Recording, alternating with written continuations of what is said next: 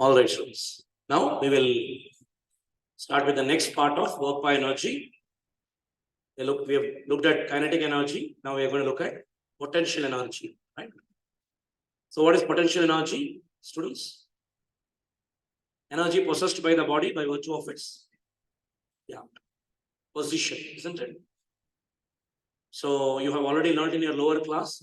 Suppose an object is at a height h from the surface of Earth and its mass is m. Then what is going to be the potential energy? mgh, correct? And as the object goes higher and higher, the potential energy, as the object goes higher and higher, potential energy increases, right?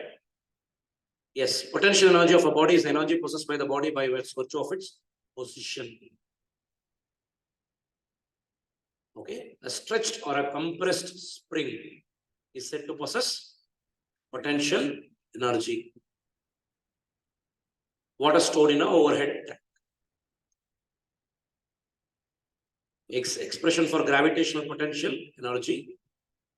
Let's say a body of mass m is on the ground. It is lifted vertically upwards through a height h. Then the work done by the external agency against the gravitational force. What is the amount of work that you do? If you have to lift an object of mg to a height h, how much work you should have done? Force into displacement. Force is mg, displacement is h, so it's what mgh. So that amount of work that you have done will be stored as potential energy. So F is equal to mg and displacement is h. Therefore, the work done is mg into h. Because here the theta is what? What is the effect dot s vector? Fs cos theta. What is your theta? 0, because force is also in the upward direction. Displacement is also in the upward direction. You are not talking about what? Work done by the gravitational force. You are talking about the work done by the external agency to pull it up. What would be the work done by the gravitational force, students? Minus mgh, because same mg is the force, gravitational force. Displacement is happening in which direction? Upward direction. What is the angle theta between force and displacement? Force is in the downward direction, gravitational force, whereas displacement is in the upward direction. So what is theta? 180. So what is it? Cos 180. What is cos 180? Minus 1. Is that clear, students? This work done gets stored as the potential energy of the body. There, if you see, the work done in changing the velocity of the body, right? In kinetic energy, if you see, work is done on the object. It results in what? Change in kinetic energy, change in velocity, and hence change in kinetic energy. So work done by the external agency is appearing as change in kinetic energy. Here, the work done by the external agency is appearing as what? Potential energy, or you can say change in potential energy. Initially, the potential energy, if it is 0, then whatever work you have done to lift that object will be what? mgh, and that will be the work done that will be stored as potential energy in the system. Correct? Suppose if you are lifting it from h1 to h2, then that amount of work done will be what? Stored as difference in potential energy. mg h2 minus mg h1. So potential energy of the body, U is equal to mgh. Potential energy can be positive or negative or even 0. Right? So we just saw when I have to lift an object of weight W from ground to a height h, the work done by the external agency is what? mgh. Whereas work done by gravitational force is what? Minus mgh. So it can be negative, it can be positive. Correct? And if it's going to be just at the ground level, then h is 0. Therefore, potential energy value is 0. So it can either be a positive value or a negative value or 0. Or even if F and S are perpendicular, then again theta will be 90. Therefore, work done will be 0. Okay, now we will look at an important application: potential energy stored in a spring. Okay. Now, if you see, let's say This is a natural length of the spring, let's say. There is a mass here. I'm going to stretch this mass by a distance, what? X. Now, when I do this, what will happen is a restoring force will set up. Am I right? In which direction, students? In the opposite direction. Suppose if I move the spring to the right, the restoring force will be acting towards the left, isn't it? Right? So, the amount of potential energy stored in the system is nothing but that restoring force dot displacement. Is that clear? So, F vector dot X vector. F and X, are they in the same direction or opposite direction? Opposite direction, because the displacement I am moving it towards the right, whereas the restoring force is towards the left. My applied force is towards the right, correct? Are you all with me? My applied force is towards the right, but I'm not talking about that. I'm talking about what? Restoring force. So restoring force and the displacement are in which direction? Opposite direction. So theta is 180. Cos 180 is minus 1. So it will be F into minus X, or you can say minus Fx. Clear? We'll be looking at it now. So the figure shows one end of a massless spring attached to the rigid vertical support, and the other end of the block M, which can move smoothly, which can move on a smooth horizontal table, which means there is no friction. Let X equal to 0 denote the position of the block when the spring is in its natural length. So this point we'll call it as X equal to 0. In an ideal spring, the spring force F is directly proportional to X, where X is the displacement of the block from the equilibrium position. What do you mean by equilibrium position? That point where X is 0. From there, I'm going to apply a force and displace it by a distance X. All right. So this force law for the spring is called Hooke's law, and it is given by Fs is equal to minus Kx. Fx is equal to minus Kx, where K is called force constant. F is directly proportional to negative of the displacement. Negative sign, what does it indicate? Yes, the direction of the restoring force is opposite to the direction in which the body is displaced. Please take it down. The constant is K is called spring constant or force constant, the unit of which is Newton per meter. It measures the stiffness of the spring. Stiffer the spring, more the value of K. Stiffer the spring, more the value of K. All right. Please take this down.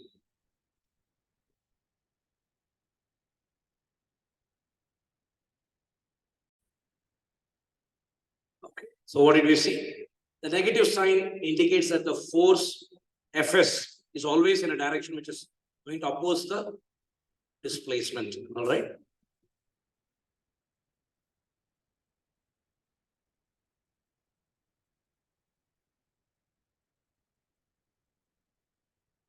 So in a direction which is opposite to the direction of change in length or direction of displacement, right? So change in length is towards the right, correct? Now force will be in the opposite direction. To calculate the work done on the block by the spring force as the block moves from position X equal to 0 to X equal to X naught, small amount of work done is equal to what? F vector dot the small amount of displacement, correct? Because we know that the work done is what? Force into displacement. So small amount of work done is nothing but force applied into small amount of displacement. What is the, here we are finding out the work done by the spring force. So it is what? F is equal to what? Minus Kx. Do you understand that? Yes. F is directly proportional to X, but negative of X. Why is it negative of X? Opposite to the direction of the displacement, right? Now to find the total amount of work done, we integrate from X equal to 0. Initially the position of X was 0. Now the position of X is X naught. And what is the force? Minus Kx dot dx, right? So what do you get if you integrate this? Come on, tell me. K is a constant, take it out. What is X? Integration x power 1. X square by 2. So you get minus K x square by 2. Upper limit you will substitute x naught, lower limit you will substitute 0. So you will finally end up getting work done is equal to minus K x naught square by 2. Simple integration. So this is the amount of work done, and that gets stored as potential energy. So the potential energy stored in the spring is minus half K x square, x naught square.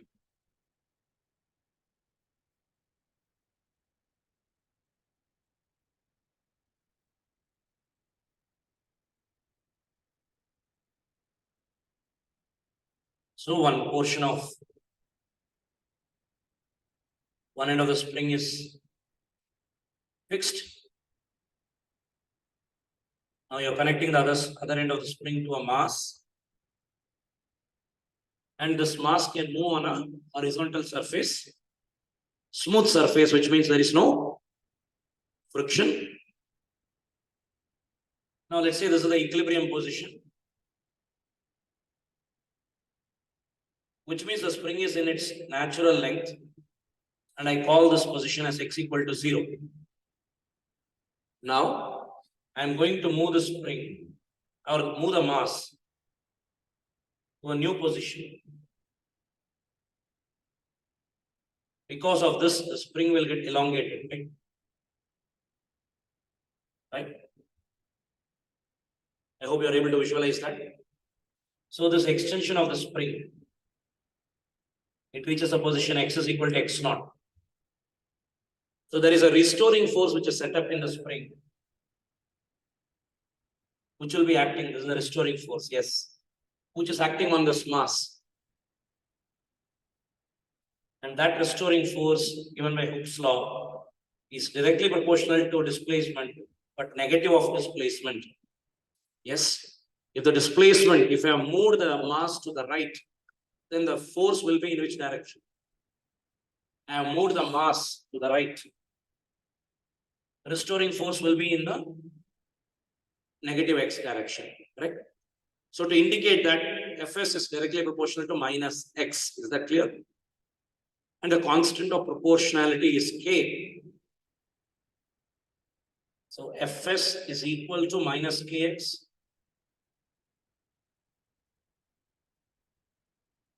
And this Kx is called what? Force constant or spring constant. Unit is Newton per meter, F by x, Newton per meter. And it is a quantity which defines stiffness of the spring. More the stiffness, more is going to be the force constant K. Second point, I'm interested in finding the work done by this force on the mass M. Right? If I move through a smaller distance, I'll do small amount of work. If I move through a larger distance, the amount of work done will be larger. So the small amount of work done, if I move it by a small distance, dx is given by what? See here, I have a block of, so I'm going to shift it. I'm going to apply some force, move this block. So let's say it is in the stretched condition now.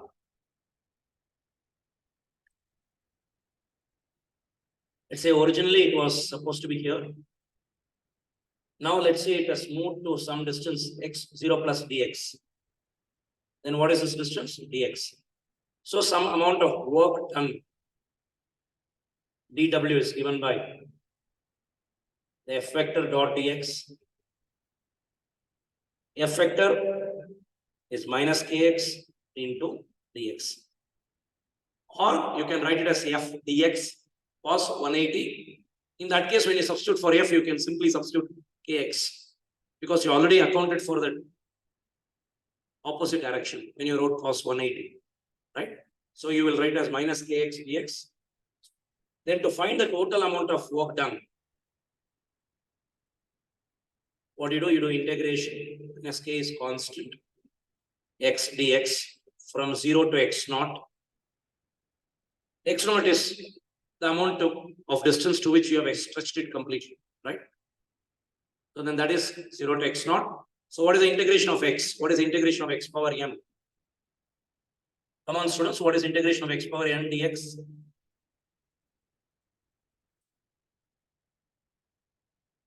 X power n plus 1 by n plus 1. Therefore, integration of x power 1 dx will be what? X square by 2. You will get w is equal to minus half k x square by 2. Lower limit is 0, upper limit is x naught. First, you will substitute upper limit, so you will get x naught square by 2 minus 0 by 2. So you will get the final answer for work done as minus half k x naught square. Is that clear? Any doubts still here? Please go through it once. Give me a minute. Then we'll move on.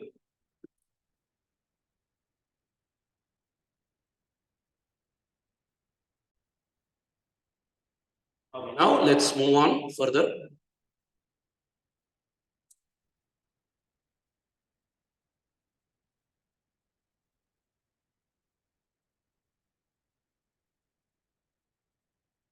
So work done by the spring force will always be negative. Why? Because it is always spring force. The work done by the spring force is always opposite to the direction of the displacement. Therefore, it is always negative. Always this angle is 180 degrees. So if the block moves from x1 to x2, that means the initial position is x1, final position is x2. And the work done by the spring force is minus half kx square. Upper limit is x2, lower limit is x1. So it is what? Minus half k into x2 square minus x1 square. Correct? First you should substitute upper limit x2, then you should substitute x1.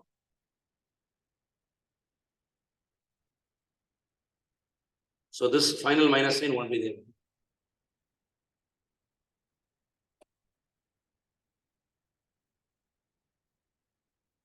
Minus k is constant, x square by 2. x1 to x2. First it will be what? x2 square by 2 minus x1 square by 2, or I can write it as a by 2 into minus sign. If I take it in, it will be x1 square minus x2 square.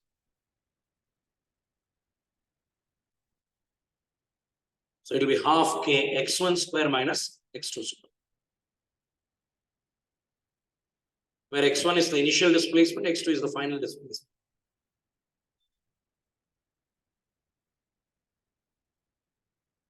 So what is important to note here is the work done by the spring force depends only what? On the initial displacement and the final displacement, or initial position and the final position. Any force which depends only on the initial position and final position is called a conservative force. We are going to talk about it.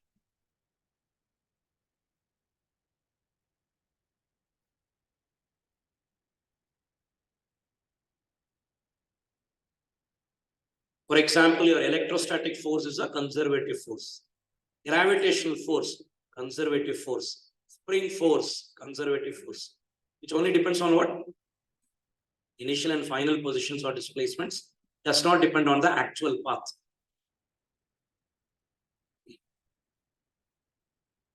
Please take it down.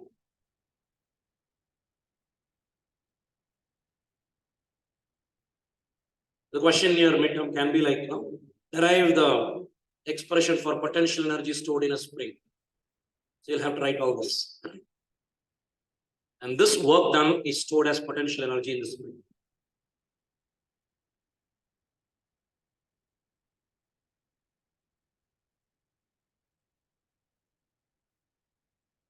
So in a week's time, I will be sending you the midterm model paper for physics. You can try them. Math also I will send. You can try them, right?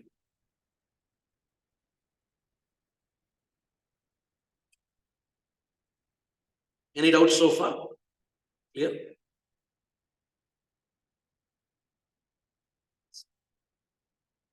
Let's move on. The net work done by the spring force is independent of the path. It only depends on what? Initial and the final position. Hence, spring force is a conservative force. You might have learned in your lower classes what is a conservative force. What is a conservative force? The force said to be conservative if the work done by that force is independent of the path followed. It only depends on what? Initial and the final positions. Examples. Spring force is an example. What else? Gravitational force is an example. Then electrostatic force is another example. Mostly all those forces which obey inverse square law are what? Conservative. Example for a non-conservative force. Frictional force is non-conservative.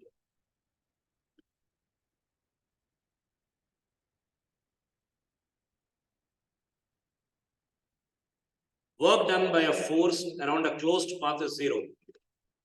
And is independent of the path. Such a force is called conservative force. Why the work done in a closed path is zero? Because initial and final positions will be in a closed path. When you start from A, conclude at A, what is the initial and final positions? Same. Therefore, the change in energy will be what? Zero. Therefore, the potential energy in such a case will be zero, right? Work done by a force around a closed path is zero and it is independent of the path. Such a force is called conservative force.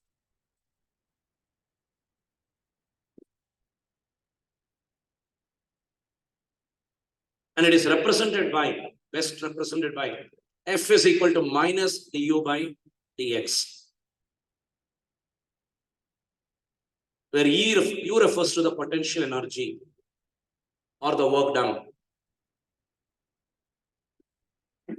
By central force.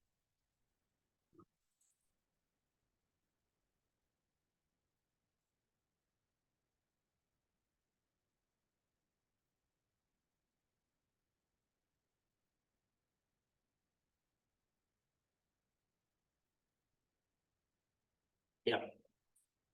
So let me iterate this again. What is a conservative force? Conservative force is one in which the work done by the force only depends on what? Initial and the final positions. It does not depend on the paths, right? Or in other words, work done by the force around a closed path is zero because the initial and final positions become the same. All right. Such a force is called as conservative force. Examples for that would be the electrostatic force, elastic force, magnetic force, gravitational force, and all central forces. What do you mean central forces? All forces which are directed towards the center are conservative in nature. And it is best represented by the equation F is equal to minus du by dx. What is U? The amount of work done or potential energy. Please write down.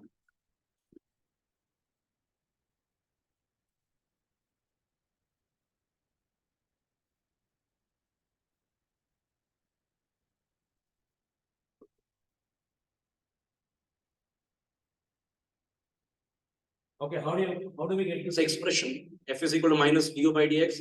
Very simple. Tell me the expression for the work done, students. Small amount of work done. Come on. F vector dot dx. Restoring force and the displacement are in which direction? Opposite direction. So angle will be what? 180. So I can write this as what? Come on. F dx cos 180. What is cos 180? Minus 1. Correct? So this amount of work done gets stored as potential energy. So I can represent it as U as well. U refers to what? What does U refer to? Potential energy. So du is equal to minus F dx. So how can I write F? Come on, bring this minus sign to the other side. So it will be minus du. Bring this dx down. So what do you get? So what do you end up getting now? F is equal to minus du by dx. What is u? Potential energy, or you can say work done by the force. Dx refers to the displacement. Is that clear?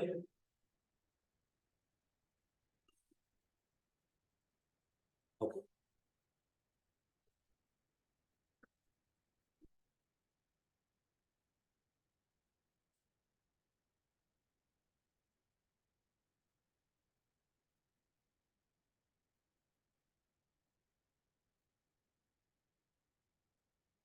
Have we taken down? Shall we move on? Let's try answering this. A body at rest can have what? Potential energy for sure. Two springs A and B are identical, but B is stiffer than A. When both are stretched by the same force, then more work is done in case of. Yes? A, B. Let's see, okay? Okay, well, let's do this now.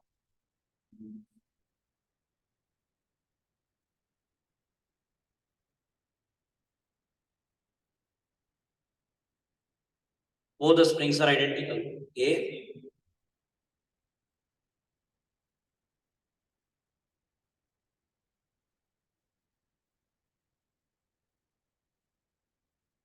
All right. Now, only thing is, let's say this is K1. This is K2. And the second one is stiffer than first one, which means K2 is more than K1. Clear?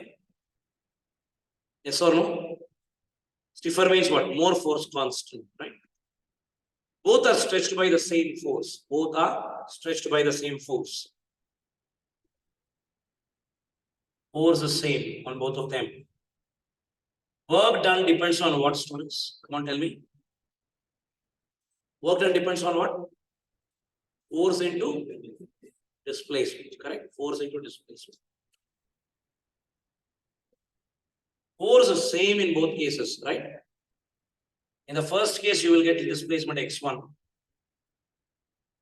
In the second case, you will have a displacement x2. Can you tell me, students, x1 will be larger or x2 will be larger or both will be equal? Of course, I should write minus fx1. I've just wrote as fx1. Tell me now. F is same. What about x1? So your w only depends on x1 and x2. Which is more? X1 is more. Why? B is stiffer, which means what? K is more in D. So what about the extension? Lesser, exactly. Okay, let me just tell you mathematically how you can establish this. See here, what is F equal to, in this case? K1 into X1. What is F equal to? Come on. K2 into X2 with a minus sign, of course. Minus sign only denotes the direction. So we are not considering it right now. We want the magnitude. So tell me one thing. K2 is more or K1 is more comparatively? K2 is more. So K2 is more. Then what about X2? X2 will be less because the product is constant. So X2 will be less. K1 is less. So X1 will be more, exactly. So X1, F into X1 is more. Correct? F into X2 will be, because F is same. X1 is more, right? What about X2? Therefore, W1 will be what? Greater than W2. So more work is done in which case? Louder. All right.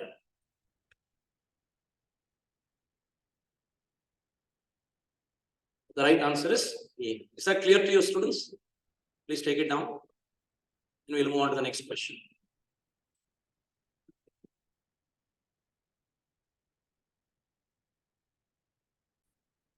Now move to the next question.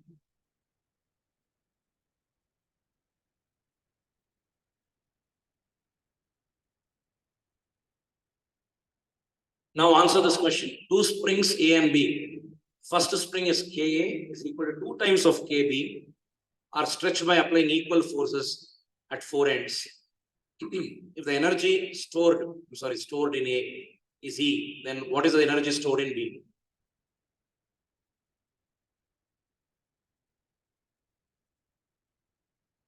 Go ahead.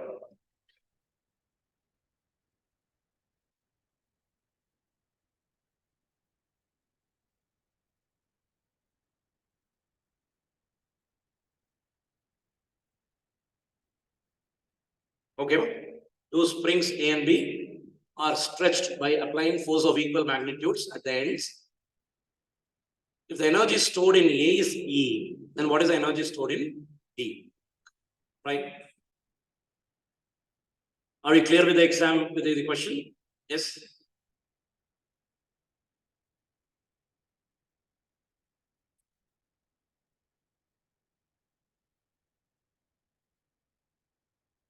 Here the spring.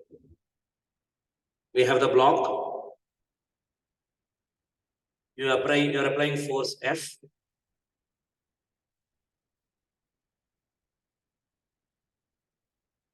You have the other spring, which is identical, but then it has a different spring constant. You are applying the same force F. What is the formula for F? Come on, guys. AA into, let's say the displacement produced is XA. Okay. So it will be equal to KA into XA. What will be F equal to in this case? AB into XB. Am I right? Clear or not? What is the energy stored in the first spring? Come on, tell me about the energy stored in the first spring. What is the expression for energy stored? We have already derived half K into X square. Half K X square. Do you remember? Yes or no? We derived the integration. Right. What is the energy stored in the second spring? Come on, tell me, students. Half Kb into XB square. Now, we need to find let's say we find the ratio of these two. Let's say we find UB by UA is equal to half Kb into XB square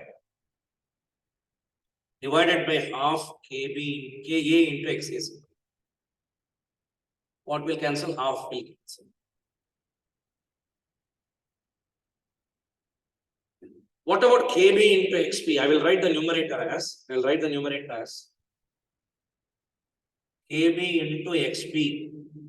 into XB. Correct? Kb into XB square, I am writing it as what?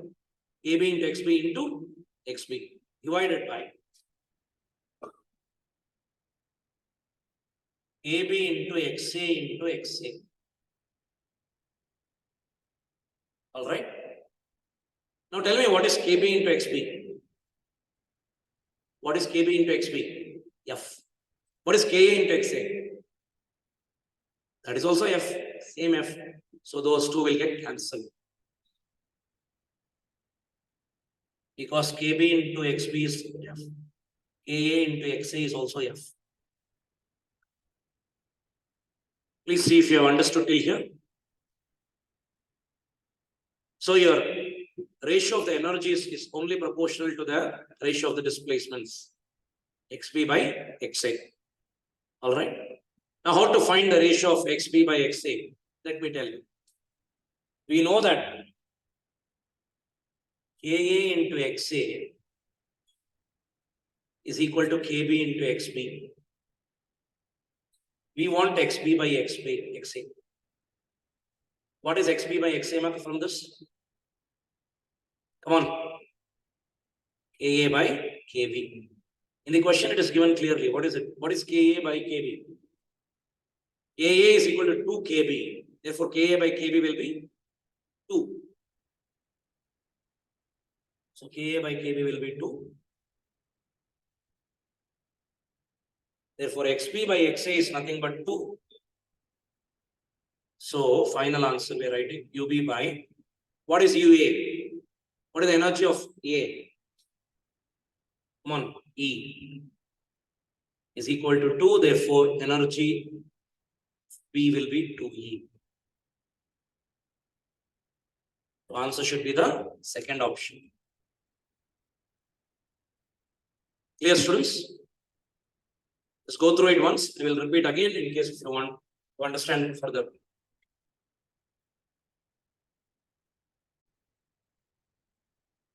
Okay, so now let's see what is a non-conservative force. What is a non-conservative force? A force that depends on the path, actual path. And the force around a closed path is not equal to 0 and depends on the path. For example, frictional force, viscous force you will learn in fluid dynamics or mechanical properties of fluids, air drag. All these are non-conservative forces. Air drag, or you can also call it as air friction. But in all our discussions, we neglect air friction. Right? I told you in one of the classes, if air friction was not considered, then from a same height, if I drop an iron ball and a feather, both will come down at the same time, provided air friction is neglected. That is called air drag, right? So for that, you need to perform this experiment, what I told in vacuum. Perfect. So what is a non-conservative force? The work done by the force around a closed path is not 0. It depends on the actual path. Examples: air friction, viscous force, frictional force, etc. We move on.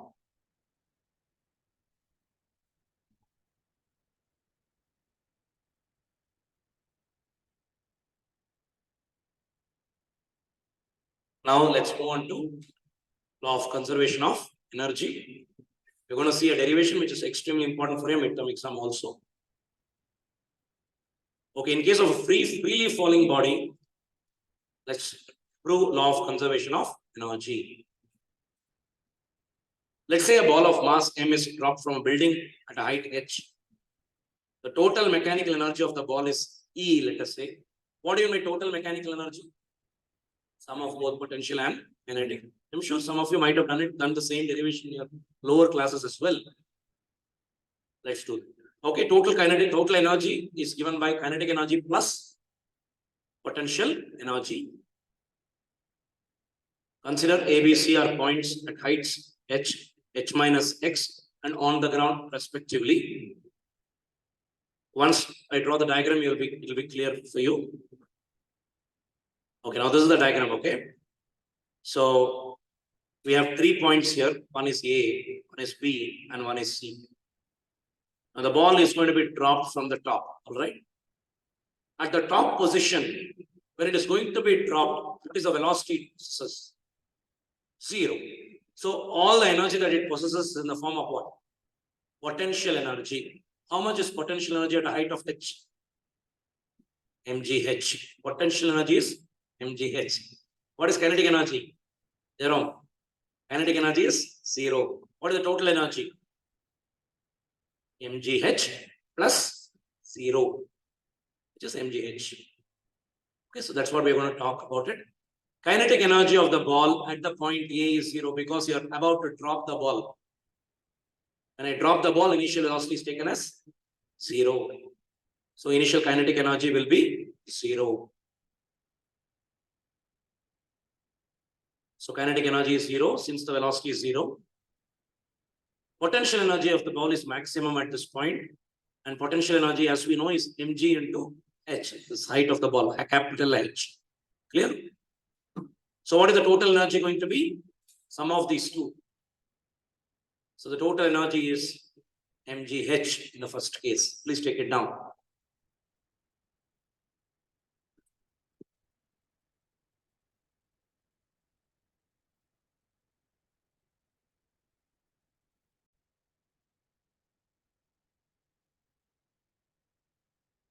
Okay, now we are talking about the point B, right? Now, when we talk about the point B, how much distance has it traveled, students? A distance of x, let us say it has traveled from the topmost point, okay? Then, what will be the displacement? I mean, what equation can I use now? V square is equal to u square plus 2as. So the velocity, I want to find the velocity here. Okay. Or I can even use v square is equal to u square plus, v square is equal to u square plus 2as when I use, what is u? What is the initial velocity? 0. U square will be equal to 2 into a. What is a? G. What is the displacement? X. Therefore, my u square is equal, v square is equal to what? 2gx, correct? And what will be my kinetic energy at that point? Half mv square. So half m into 2gx. So what will cancel? 2 will cancel. You will get mgx. So my kinetic energy at that point will be mgx. What will be my potential energy? Total height is h. It has traveled a distance x down. So what is the distance here? From the ground? H minus x. So what will be the potential energy? mg into h minus x. What was the kinetic energy? Half m into 2gx, correct? 2 cancelled, mgx. So mgx plus mg into h minus x will give you once again what? mgh. So mechanical energy is conserved at the point B as well. Velocity of the body is Vp, let's say. Distance traveled by it is x. Velocity at the point B is given by the equation v square is equal to u square plus 2as. U is 0. And the distance traveled by the body is x, correct? So Vp square is equal to 2gx. Understood? Kinetic energy will be half mv square. So it will be half m into 2gx. 2 cancel. So you will get kinetic energy as mgx. All right? Take it down till here. Then we'll go to the next part. It's a very, very important derivation as far as your midterm exam is also concerned.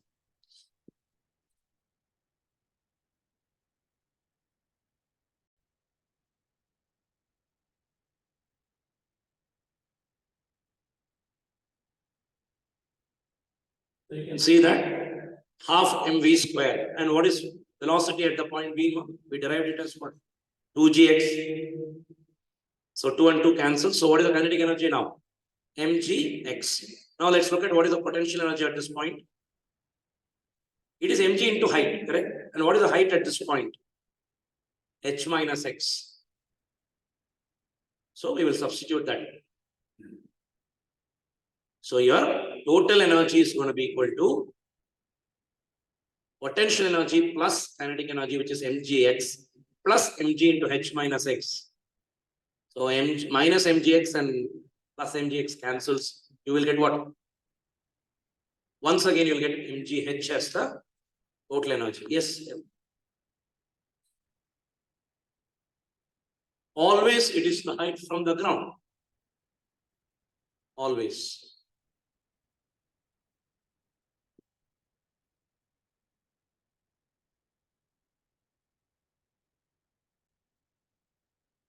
Okay. Now if you see, our consideration, the point of consideration is C. Now the object has traveled from A to C, right? What is the height it has come down by? H. So the total displacement in the negative direction is H, correct? And what is going to be the velocity it's going to attain? Let's say it is Vc. So let's compute what is kinetic energy. Kinetic energy is half m into Vc square. Again, for Vc square, what formula you can use? V square is equal to u square plus 2as. What is u? 0. What is a? G. What is displacement? Capital H. So please observe here. So Vc square is equal to u is 0. Therefore, you get Vc square is equal to 2gh. Substitute 2gh in this equation. 2 and 2 will cancel. You will get kinetic energy as mgh. Clear? What about the potential energy? Potential energy depends on the height, correct? What is the height when the ball is at sea? 0. Correct? Potential energy formula is mgh. But what is h now? 0. Therefore, potential energy will be what? 0. Alright? Therefore, the total energy will be mg capital H plus 0. That will be mg capital H. Okay. Take down T here.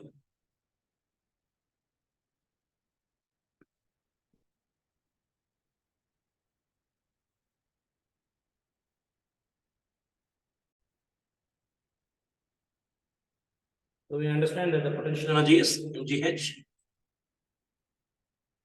Because at the point H is 0 at the point C, therefore total energy becomes 0 plus mg capital H.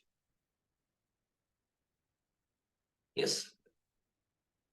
So in all these three equations, we understand that the total energy remains same, irrespective of wherever that object is. Thus, we prove the or verify the law of conservation of energy.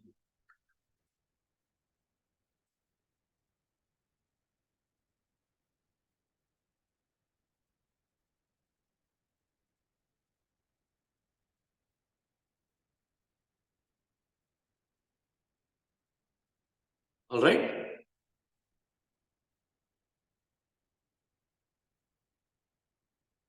Yeah. Now, almost most of the chapter is complete, except one topic, okay, which is what? Which is collisions. All right. So we are going to discuss a numerical from your textbook. Is it right? Okay. Then the rest of it we will be continuing in the next session in physics. Okay, we'll be discussing a numerical in this chapter. Please go through, take this question down, or go through it now. This is a hot question, higher order thinking skills. We'll go through it step by step. Okay. First, I'll explain it, then I'll help you understand it in depth. Go through it once. Go through the question. This is also from your NCERT textbook, latest edition. A bomb of mass m is suspended by a light string of length L. It is imparted a horizontal velocity v0 at the lowest point A, such that it completes a semicircular trajectory in the vertical plane, with the string becoming slack only on reaching the topmost point C. This is shown in the figure. I'll show you the diagram shortly. Obtain an expression for v0, which is the initial horizontal velocity that is imparted. Second, speeds of the object at point B and C. Third, the ratio of the kinetic energies KB and KC at B and C. Comment on the nature of the trajectory of the bob after it reaches the point C. Okay. Now, first you look at the diagram. Okay.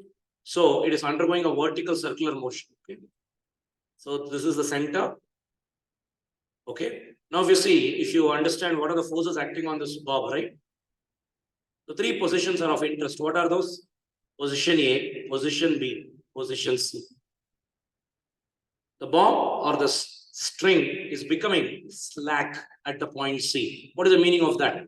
It loses its tension. Tension becomes 0 at that point. Right? Now, you are imparting a horizontal velocity. When the bob is at this position A, you are imparting a horizontal velocity V0. Okay. Now, if this bob is undergoing a circular motion, what force must be in play? Any body, yes. Centripetal force. Centripetal force is responsible for making a body undergo circular motion. Centripetal force is given by what? mv square by r, correct or not? Here the radius becomes the length of the wire itself, length of this string, correct? So it becomes, it is mv, what is the velocity here? V0. Therefore, it will be mv0 square divided by L. That will be the centripetal force. And centripetal force is provided by which force? Here at this point, there are two forces acting. What are they? One is tension on the wire. Another is what? mg, which is greater. Which is greater? If mg is greater, it will be centrifugal force, correct? Tension is greater. So it is tension minus mg. That's the net force. In which direction? Tension minus mg in which direction? Towards the center, which is upwards in this direction. So tension Ta minus mg is equal to the net centripetal force, which is equal to what? mv naught square by L. How is it so? Tell me, Devin. What did I tell now? Listen. Okay, Jerome, tell me.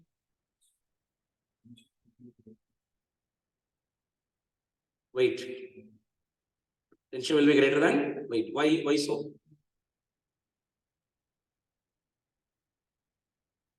It will be like a centrifuge away from the center, right? But because it's undergoing circular motion, it has to be a centripetal force, which means tension is more than mg. So Ta minus mg is the net force in that upward direction, and that will be equal to what? Centripetal force, which is what? mv square by L. That's the first equation. Let's look at it. So do you get this equation now? A minus mg is equal to what? mv naught square by L. Did you understand this equation? Net force along the center, right? What is the net force along the center? Tension, which is opposing it, mg. So T minus mg is the net centripetal force. And what is the centripetal force formula? mv square by R, or in this case, it is L. And what is the energy possessed by the body at this point? Considering the potential energy at this point to be zero. What is the energy possessed by the body? It has a velocity v naught. So what does it have? Kinetic energy. What is the kinetic energy? Half mv square. Therefore, the total energy of the blob is half mv naught square. Is it clear? So how are we going to solve the sum? The sum is going to be solved. Sorry. Isn't it Newton's second law? Isn't it net force is equal to mass into acceleration? Mass into acceleration here. V naught square by R is acceleration, centripetal acceleration. Do you remember? We did a derivation, right? So net force is equal to mass into V naught square by R. Isn't that Newton's second law? Net force is equal to mass into acceleration. Yes. Now let's also go through the statements given here. There are two external forces on the bob. What are they? One is gravity, another is what? Tension. The latter does no work. What is the latter? Tension. The second force does not do any work. Why? Because tension will always, wherever the bob is, tension will be directed towards the center. And what about the displacement? Will be tangential. Tension, work done by the tension is zero. So latter does no work since the displacement is always perpendicular to the string. Potential energy of the bob is thus only associated with the gravitational force only. So if the bob is going up, gravitational force will increase. Or in other words, potential energy will increase. What about when it's at the top? Potential energy will be maximum. Gravitational force will remain same, mg. mgh will change. At this point, let's say the mgh value is 0. This point it is higher, right? It's at a distance of L. So what will be the potential energy here? mg into L. What will be the potential energy at this point? mg into 2L, because it is diameter of the circle. 2L. So mg into 2L. Okay, fine. Anyways, so till here is clear. Okay, the total mechanical energy of E of the system is conserved. So whether you take at this point or this point or this point, total mechanical energy is what? Same. We take the potential energy of the system to be 0 at the lowest point A. Thus, at A there is only kinetic energy and it's equal to half mv square. And this is from Newton's law, which we have understood. Next. Now let's look at different points here. Let's look at the point C now. At the point C, what is the potential energy? Come on, tell me. mg is the weight. What is the height? L plus one more L. How much? 2L. Therefore, what is the potential energy? mg into 2L. So that is what is it? That is your potential energy. What is the kinetic energy? Half mv square. What is the velocity at this point? Let it be vc. So it is half mvc square. Clear? Clear or not? Yes. Now, Here, it is mentioned that the tension is 0 because the wire is becoming slack. That means tension is 0. T is 0. Slack means, there is no, the tension becomes 0 while you're spinning this, right? At any point, that tension is 0. Then you call it as slack. So tension on the wire becomes 0, okay? Tension on the wire becomes 0. So the net centripetal force, what is the centripetal force? mv square by L. mv square by R is only because of what? mg, not because of tension. Why tension is 0 at the topmost point? Why? It's given. The wire becomes slack. So mg is equal to mv square by L. And what is the velocity here? Vc. Velocity at the point C. Correct. Next. Now, when you compare these two equations, right, you'll be able to find out what is going to be energy. See here. What is mv square? Mgl. You substitute mgl here. So mgl by 2 plus 2 mgl becomes 2 plus 0.5, 2.5 mgl. Or 5 by 2 mgl. So that's the total energy at this point. But the total energy at C must be equal to total energy at A. So 5 by 2 mgl must be equal to the original energy here, which is half mv0 square. From this m gets cancelled, 2 gets cancelled. v0 square is equal to 5 gl. So v0 is equal to root 5 gl. First part of the question is answered. First part of the question is how much is v0? We answered it now. Clear? Correct. Here, centripetal force was in the upward direction, correct? When the body is at the top, centripetal force in which direction, Evelyn? Yes. So if tension was there, it would be mg plus t. Mg plus t would have been equal to what? Sorry? Correct. But tension is 0. Therefore, tension is not. Yes. It's t plus mg. Clear? But t is 0. So now let's move on. Fine. So we got that mg is equal to what? mvc square by L, right? From this, if I cancel m, what is vc square? GL. So what is vc? Root of GL. Now we want to talk about point B. At point B, what is there? Potential energy is there, kinetic energy is there. What is potential energy, ma? mg into what is the height? L. So potential energy is mg L. What is your kinetic energy? Half m vb square. Equating this to the energy at A. What is energy at A?